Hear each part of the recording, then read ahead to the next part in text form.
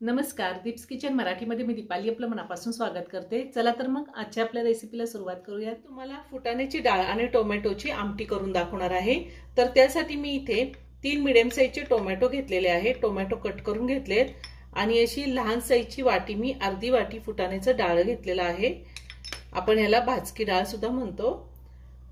अर्धा चमचा मोहरी, अर्धा चमचा जिरे, 9-10 कढीपत्त्याची पानं, हिंग, अर्धा चमचा हळद, 1 चमचा माझा घरगुती कांदा लसूण मसाला आहे, 1 चमचा बेडगी मिरची पावडर, अर्धा चमचा गरम मसाला घेतलेला आहे, एक मोठा कांदा मी बारीक कट करून घेतलाय आणि एक लहान साईजचा ओल्या खोबऱ्याचा तुकडा घेतला होता। साधारण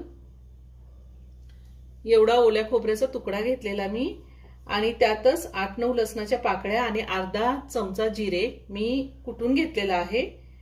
थोडी कोथिंबीर बारीक चिरून घेतली आणि चवीनुसार मीठ लागणार आहे आणि आमटी करण्यासाठी आपल्याला तेल लागणार आहे। मी मिक्सरचं भांडं घेतलंय, त्यामध्ये ही फुटाण्याची डाळ घालते।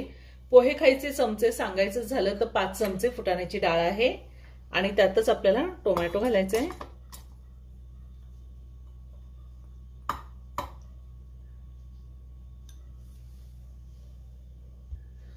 पाणी न घालताच आपल्याला ह्याची पेस्ट तयार करून घ्यायची आहे। मी टोमॅटो आणि डाळीची पेस्ट तयार करून घेतलेली आहे। आता आपण आमटी करूया। मी गॅसवर कढई ठेवली, त्यामध्ये 2 चमचे तेल घातले। तेल गरम झाले, त्यात मोहरी आणि जिरे घालूयात। जिरे मोहरी तडतडले, त्यात हिंग घालूया। त्यातच आपल्याला बारीक चिरलेला कांदा घालायचा, कढीपत्ता घालूया। कांदा आपण 2 ते 3 मिनिटं चांगला परतून घेऊया। कांदा मी 2 ते 3 मिनिटं चांगला परतून घेतलाय। आता आपल्याला ह्यामध्ये आपण खोबरं, जिरे आणि लसूण जे ठेचून घेतलेलं आहे ते घालायचे। तुम्ही मिक्सरला सुद्धा फिरवून घेऊ शकता।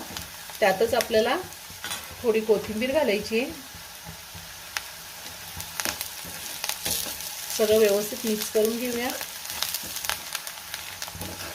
खोबरं घातल्यावर सुद्धा मी 1 मिनिटभर चांगलं परतून घेतलेले। आता आपल्याला ह्यामध्ये पावडर मसाले घालायचे, हळद,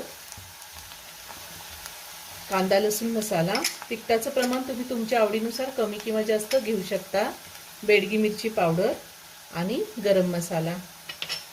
आता पुन्हा सगळं व्यवस्थित मिक्स करून घेऊया।